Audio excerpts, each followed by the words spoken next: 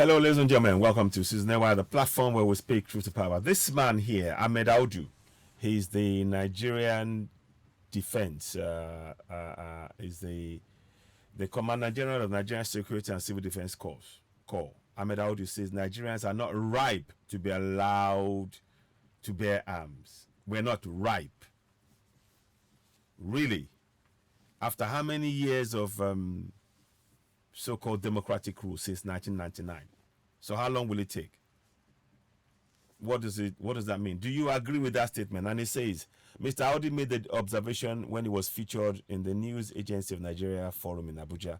I strongly disapprove of it. Even now that there is no law in existence, you still have the proliferation of small arms and light weapons in the hands of people. It has to do with civilization and education. I can't believe this. I can't believe the words that I'm reading. I can't believe the words I'm reading. So let me just take that away.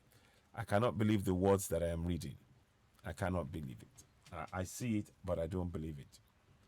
So even in Europe, America, where they have law, virtually everybody once you can drive can have arms. They are trying to control it now because of how events unfold. In the world, or especially in Europe and America, and somebody will just wake up and go to a school and open fire on kids. You know, that is madness. As for me, I don't think we are there yet to allow citizens carry arms. The CG also spoke on the efforts of being made the NSCDC to address farmers' harder clashes in the country. He said the corps, in collaboration with the Federal Minister of Agriculture, have trained over 3,000 agro rangers to provide security to farms and agro-allied investments. They are still there, and presently we have trained about 3,000 of them. And so you can even see me sitting here. This is the uniform of agro rangers. They are under a department called the Peace and Conflict Resolution. Using alternative dispute resolutions, they have settled over 1,000 cases between farmers and herders nationwide. You can see them visibly in Borno, Yobe, Kaduna, Adamawa, Enugu. They are doing their work, he said. How can you call it farmer-herder clash when a herder comes into a farmer's land? Shouldn't the herder be moved out? We have problems with this. And one more thing I'd like to say to you all. There is a section 33, which I want you to know of. And that's what I want to, of the Constitution. So we're going to read it in Yoruba. I'll see if I can translate it in English. Section 33 says, you are allowed to bear arms to protect yourself.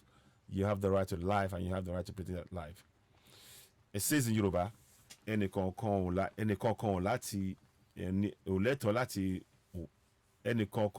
ló lẹ́tọ̀ọ́ láti wà láyé, kò sí ohun tó burú nínú ìwà láàárín rẹ̀ àfi bí o bá ti ṣe ìdájọ́ ẹjọ́ nípa ọ̀daràn ẹ̀ṣẹ̀ tí a ti rí pé ó jẹ̀bi ní Nàìjíríà.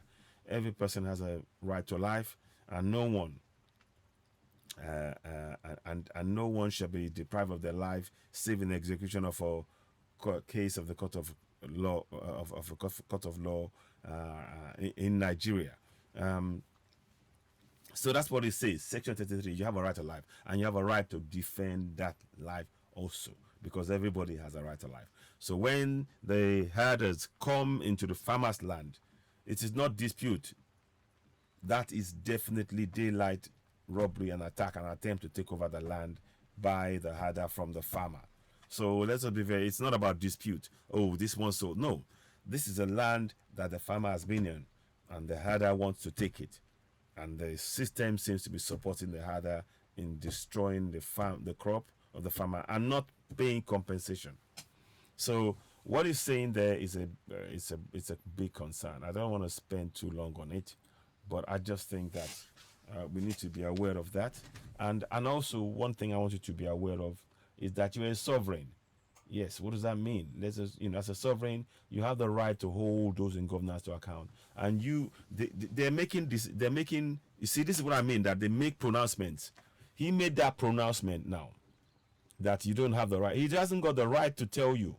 This man hasn't got the right to say, I strongly disapprove of it. You're not God.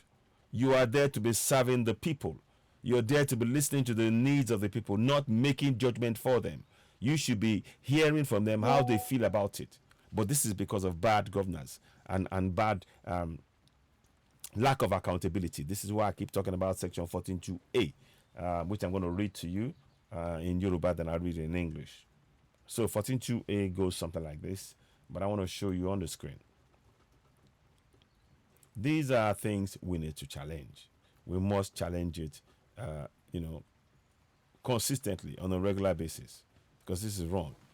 Now 14.2a states, ó ti wá báyìí, ó ti wá ní báyìí pé, ó ti wá ní, ó ti wà ní báyìí gẹ́gẹ́ bí ti kéde pé, here we go. Ìjọba jẹ́ ti àwọn ènìyàn Nàìjíríà láti ọ̀dọ̀ ní ìjọba nípasẹ̀ òfin orílẹ̀-èdè ìgbà gbogbo agbára àti àṣẹ rẹ̀. That means that sovereignty belongs to the people of Nigeria, from whom the government, through this constitution. Sorry. Let me say that again. Sovereignty belongs to the people of Nigeria, from whom the government, through this constitution, derives all its powers and authority. There, that's correct. 14.2a. Now, the statement he made there, when he said what he said now, this statement flies in the face of that. When he says, I strongly disapprove of it. You know, even now that there is no law in existence, you still have a proliferation of small arms and light weapons in the hands of the people. It's not for you to decide. That is the right of people as sovereigns.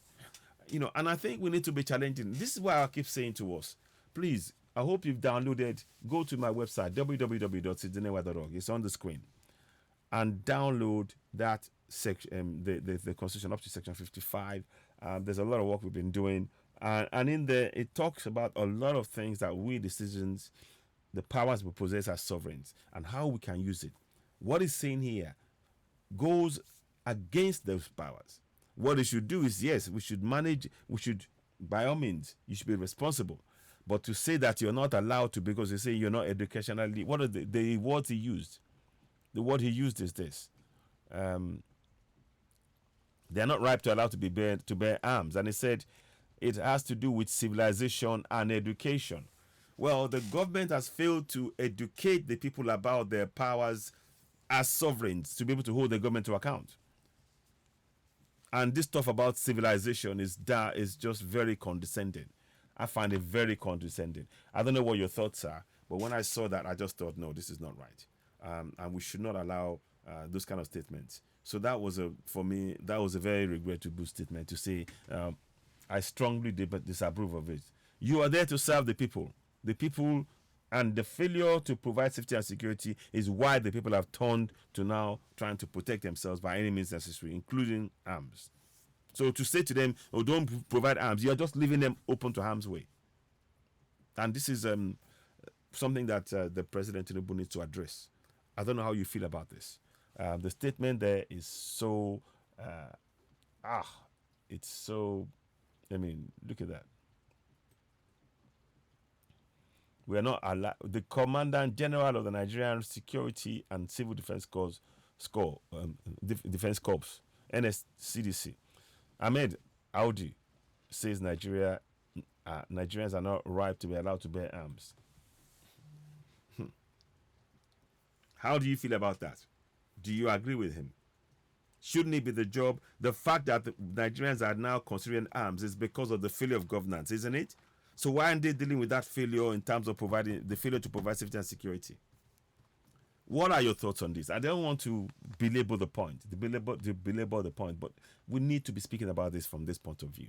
And to say it has to do with civilization and education. We keep saying on this platform, the Constitution should be in our local languages because it removes any ambiguities and people are more likely to comply. But, you know, those who make that decision seem to, they are law unto themselves. And this is why we need to participate in our governance. We need to hold them to account using those powers on the screen like I showed you earlier on. 1 second, please. So you need to use those powers. You must learn to use it. You must hold those who elect office to account. Do not allow them to try and use, words to fob you off. You have the right to participate in governance and hold them to account. Please don't forget to go ahead and subscribe to Citizen AY on YouTube. Let's put this here. Subscribe to Citizen AY, hit the notification button, give us thumbs up, help us reach more people. Please subscribe, hit the notification button, and give us a thumbs up. What are your thoughts? For a man working, serving you, the people, to say, it's as though we are cattle. They can decide for us. No, we, the people, will decide. Your failure to provide safety and security is why people are resorting to looking at bearing arms to protect their lives. Because your number one responsibility as government, you've failed to do it. All the governments have failed to do it, including the current one. What are your thoughts? Ladies and gentlemen, you're watching Season A, the platform where we speak truth to power. This man here says that you have no...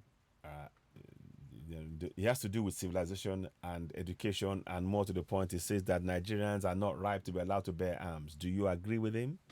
Do you agree with him? Do you agree with Ahmed Audi, NSCDC? Do you agree with him? Let us have your thoughts. Ladies and gentlemen, you're watching Season A, the platform where we speak to the power of the Balatron. Please do share, and share. Thank you, and bye for now.